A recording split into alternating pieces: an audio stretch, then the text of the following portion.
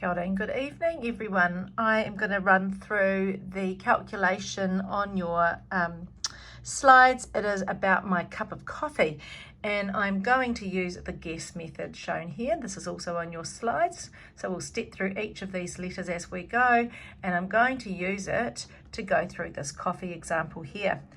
So if we start with the guess method, the first thing that we're going to do is that we are going to figure out what we've been given. That's the first G, is given. So what are we given in the question?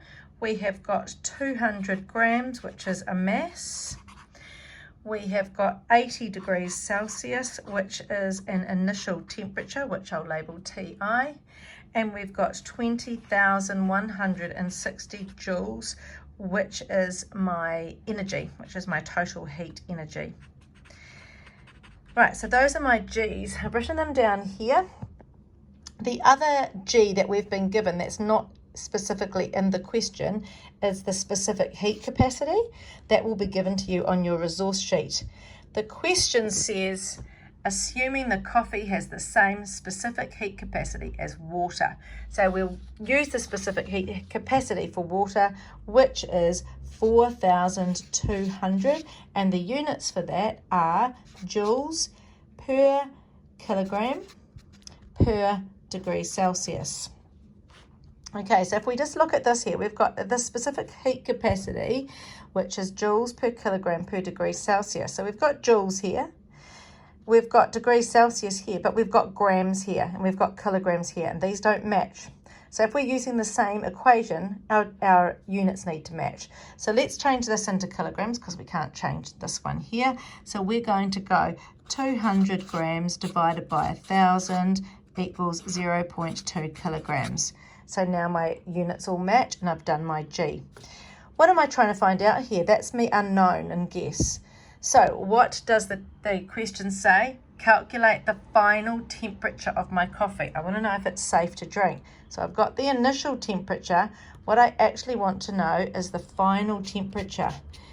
That's my unknown, right? That's what I'm trying to work out. And to work out the final temperature from the initial temperature, I need to know the change in temperature. So kind of two unknowns, two parts to my unknown there. So that's the U done. The E is to find us an equation, and the equation that we're going to use is E thermal, or Q, equals MC delta T. All right, so this is the equation I want here. I've got an M, I've got a C, I want to know some delta T's, and I have got a MC, and I have got the E thermal. So I kind of need 3 of these out of the 4. So let's go on to the next S, which is substitute.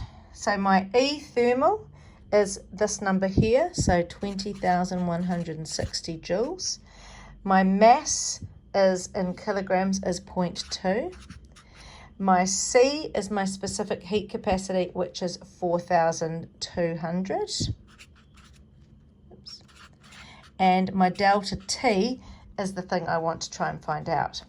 So we do a quick bit of maths here to solve. So we're getting on to the solve. There's kind of 2 parts to the solve. Usually this is the solve where we rearrange the equation and figure out what the unknown is. So I'm just going to very quickly multiply these 2 numbers together. 0.2 times 4,200. And that's 840. Times delta T. I want the delta T on its own. I want all the numbers together. So I'm going to divide both sides by 840. You might have your own way of maths of doing this. Right, and that gives me delta T on its own. So the delta T is going to equal 20,160 divided by 840 divided by 840. And that gives me 24. So my change in temperature is 24 degrees Celsius. Look at that number. Does it seem reasonable? Yeah, that's an okay temperature drop because I'm not expecting it to freeze, and I'm definitely not expecting it to only drop 1 degree when it's let go of quite a lot of heat. So I always like to look at my final number and make sure it seems reasonable. That's not the answer though, because the question says, what is the final temperature?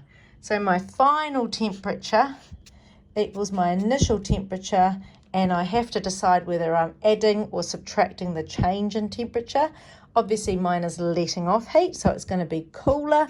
So I'm going to minus 24, and that equals 80 minus 24, which equals 56 degrees Celsius, which to me looks like a reasonable number. Safe to drink that coffee. Good job, team. Hope that's reasonably easy to understand, but I'm sure we'll be going through a lot of them in class.